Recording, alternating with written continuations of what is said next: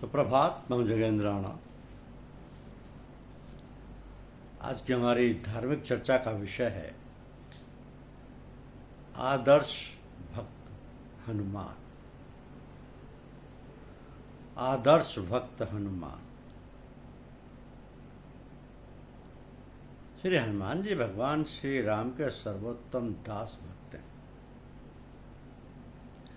आपका जन्म वायुदेव के अंश और माता अंजनी के गर्भ से हुआ था। तो श्री हनुमान जी बाल ब्रह्मचारी, महान वीर, अतिशय बलवान, अत्यंत बुद्धिमान, चतुर्श्रवणी विद्वान, सेवा धर्म के आचार्य, सर्वथा निर्भय, सत्यवादी, स्वामी भक्त, भगवान के तत्व, रहस्य, गुण और प्रभाव को भली प्रकार जानने वाले, महाविरक्त, सिद्ध, परम प्रेमी भक्त और सदाचारी महात्मा है।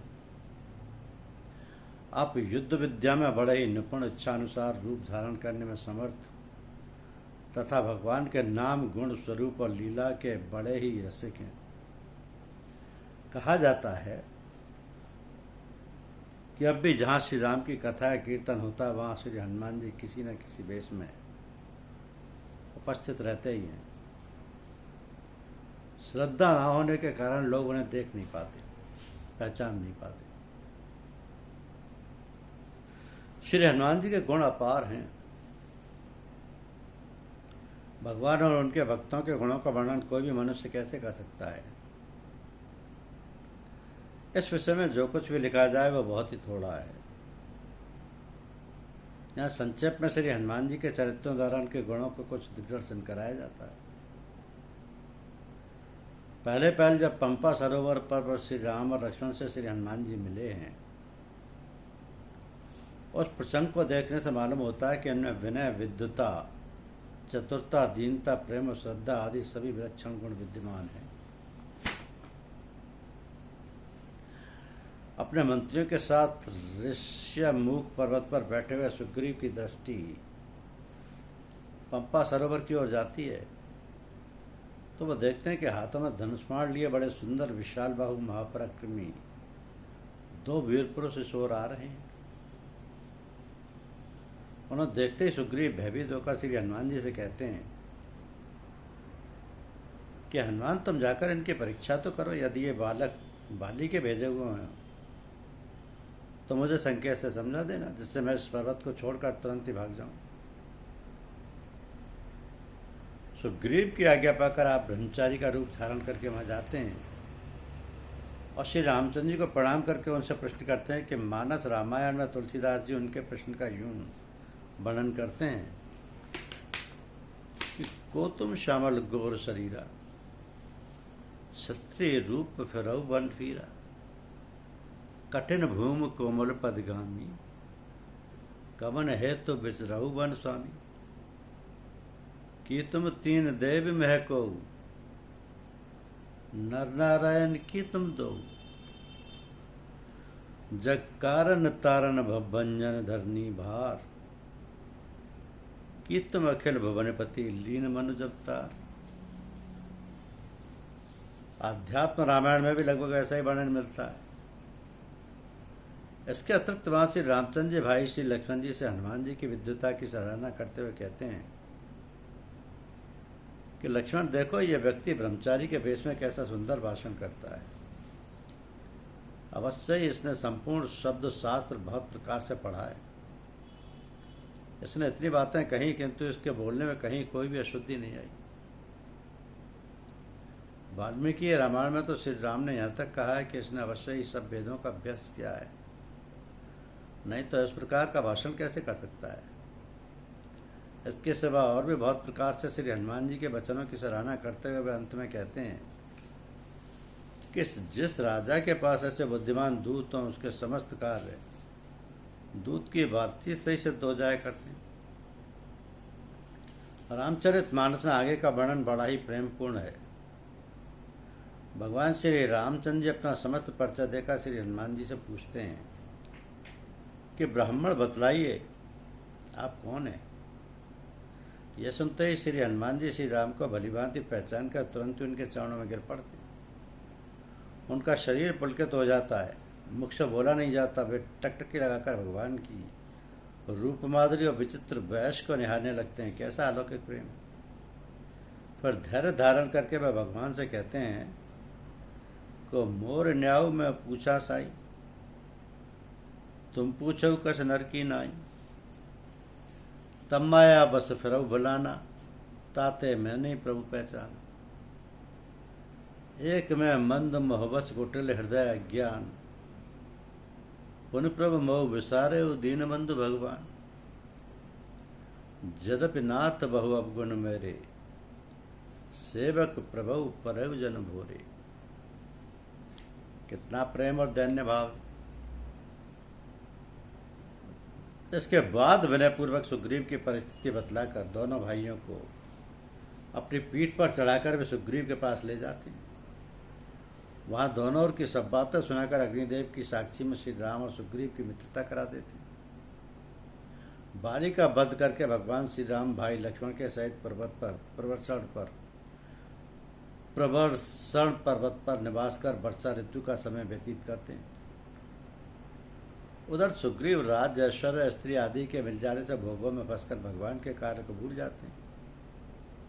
यह देखकर श्री हनुमान जी राजनीति के अनुसार सुग्रीव को भगवान के कार्य की स्मृति दिलाते हैं और उनकी आज्ञा लेकर वानरों को बुलाने के लिए देश देशांतरों में दूत भेजते हैं। कैसी बुद्धिमानी! इसके बाद जब श्री सीता जी को खोज के लिए सब दिशाओं में वानरों को भेजने की बातचीत हो रही थी, उस समय का वर्णन वाल्मीकि रामायण में देखने से मालूम होता है कि सुग्रीव का श्री हनुमान जी पर कितना भरोसा और विश्वास था, तथा भगवान श्री राम को भी उनकी कार्यकुशलता पर कितना विश्वास था। वहां श्री राम के सामने ही सुग्रीव हनुमान से कहते हैं कि कपिश्रेष्ठ, तुम्हारी गति का अवरोध न पृथ्वी में, न अंतरिक्ष में, न आकाश में और न देवलोक में अथवा जल में ही देखा जाता है। देवता, असुर, गंधर्व, नाग, मनुष्य और इनके सहित उनके समस्त लोकों का समुद्र और पर्वतों सहित तुम्हें भली भांति ज्ञान है। तो महाकपे, तुम्हारी गति, वेग, तेज और फुर्ती तुम्हारे महान बलशाली पिता वायु के समान है। वीर, इस भूमंडल पर कोई प्राणी तेज में तुम्हारी समानता करने वाला न कभी हुआ और न है। अतः जिस प्रकार सीता मिल सके वह उपाय तुम ही सोच कर बताओ। हनुमान, तुम नीति शास्त्र के पंडित तो बल, बुद्धि, पराक्रम, देश काल का अनुसरण और नीतिपूर्ण बर्ताव, ये सब एक साथ तुम में पाए जाते हैं। इस प्रकार सुग्रीव की बातें सुनकर भगवान श्री राम हनुमान जी की ओर देखकर अपना कार्य सिद्ध हुआ ही समझने लगे। उन्होंने मन ही मन अत्यंत प्रसन्न होकर अपने नाम के अक्षरों से युक्त एक अंगूठी हनुमान जी के हाथ में देकर कहा कि कपिश्रेष्ठ, इस चिन्ह के द्वारा जनक नंदिनी सीता को यह विश्वास हो जाएगा कि तुम मेरे पास ही गए हो, तब वह निर्भय होकर तुम्हारी ओर देख सकेगी। वीरवर, तुम्हारा उद्योग, धैर्य, पराक्रम तथा सुग्रीव का संदेश मुझे इस बात की सूचना दे रहे हैं कि तुम्हारे द्वारा इस कार्य की सिद्धि अवश्य होगी।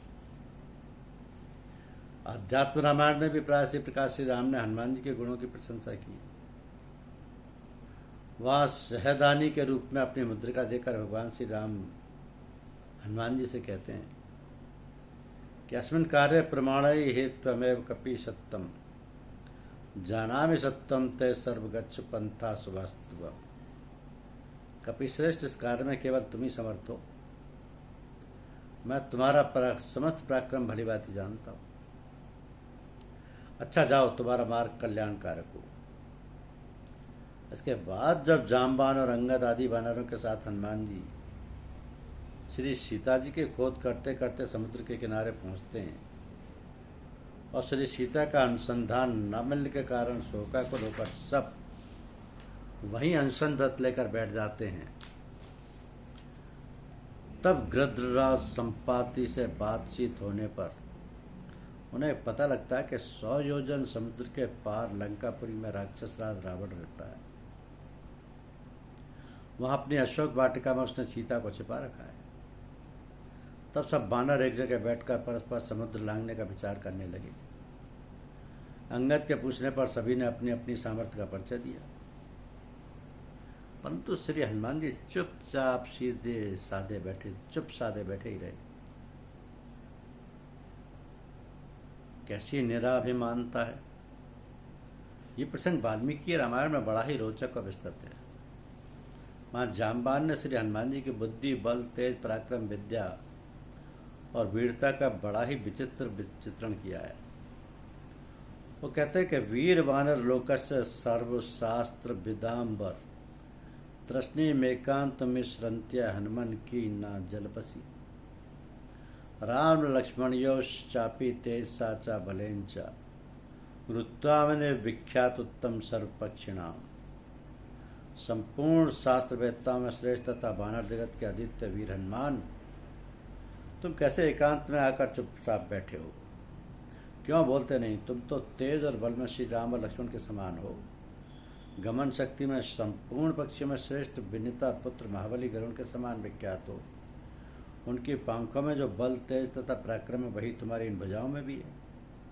तो वानर श्रेष्ठ तुम्हारे अंदर समस्त प्राणियों से बढ़कर बल, बुद्धि, तेज और धैर्य है, फिर तुम अपना स्वरूप क्यों नहीं पहचानते? इसके बाद जाम्बान उनके जन्म की कथा सुनाते हैं तथा बाल्यावस्था के पराक्रम और वरदान की बात कहकर उनके बल की स्मृति दिलाते हुए अंत में कहते हैं कि वानर श्रेष्ठ हनुमान, उठो और महासागर को लांघ जाओ। जो तुम्हारी गति है वह सभी प्राणियों से बढ़कर है। सभी वानर चिंता में पड़े और तुम इनकी उपेक्षा करते हो, ये क्या बात है? तुम्हारा वेग महान है। जैसे भगवान विष्णु ने पृथ्वी को नापने के लिए 3 डगें भरी थी, उसी प्रकार तुम छलांग मारकर समुद्र के उस पार चले जाओ।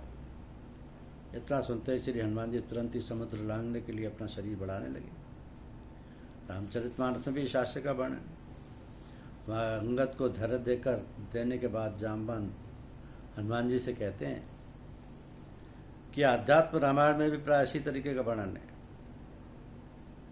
इसके सिवा पर्वताकार रूप धारण करने के अनंतर वहाँ श्री हनुमान जी कहते हैं कि बानरों, मैं समुद्र को लांघकर लंका को भस्म कर डालूंगा और रावण को कुल सहित मारकर श्री जनक नंदिनी को ले आऊंगा। अथवा कहो तो रावण के गले में रस्सी डालकर तथा लंका को त्रिकूट पर्वत सहित बाएं हाथ पर उठाकर भगवान श्री राम के आगे ला रखूं, या शुभ लक्षणा श्री जानकी जी को देखकर ही राम जी के पास चला जाऊं। कितना आत्मबल है। इस पर जाम्बान कहते हैं कि वीर तुम्हारा शुभ हो। तुम केवल शुभ लक्षणा श्री जानकी जी को जीती जागती देखकर ही चले आओ। समुद्र को लांघने के लिए तैयार होकर अपने वानरों से जो वचन कहे आपने, उससे पता चलता है कि आपका श्री राम नाम पर बड़ा ही दृढ़ विश्वास था। आप भगवान श्री राम के गुण, प्रभाव और तत्व को भलीभांति जानते थे तथा श्री राम में आपका अविचल प्रेम था। और आध्यात्म रामायण में प्रसंग प्रकार है कि समस्त वानरों, तुम सभी लोग भगवान श्री राम द्वारा छोड़े हुए अमोघ बाण की भांति आकाश मार्ग से जाते हुए मुझे देखो। मैं आज ही श्री राम प्रिया जनक नंदिनी श्री सीता जी के दर्शन करूंगा। निश्चय में कृतकृत हो चुका। अब मैं फिर श्री रघुनाथ जी का दर्शन करूंगा। तो प्राण निकलने के समय जिनके नाम का एक बार स्मरण करने से ही मनुष्य अपार संसार सागर को पार कर उनके परम धाम को चला जाता है, उन्हें भगवान श्री राम का दूत उनके हाथ की मुद्रिका लिए हुए हृदय में उन्हीं का ध्यान करता हुआ मैं यदि इस छोटे से समुद्र को लांघ जाऊं तो इसमें उस आश्चर्य की क्या बात है। समुद्र लांघने के लिए श्री हनुमान जी ने जो भयानक रूप धारण किया था उसका वर्णन वाल्मीकि रामायण में विस्तार पूर्वक है।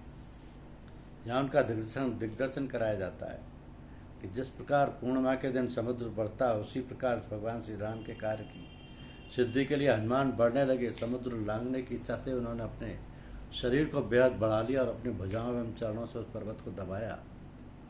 तो वह हनुमान जी के द्वारा ताड़ित हुआ, परंतु पर्वत तुरंत कांप उठा और मुहूर्त भर कांपता रहेगा। इस पर उगे हुए वृक्षों के समस्त फूल झड़ गए। जब उसने उछाल मारी तब पर्वत पर उगे हुए साल तथा दूसरे वृक्ष से दर गिर गए।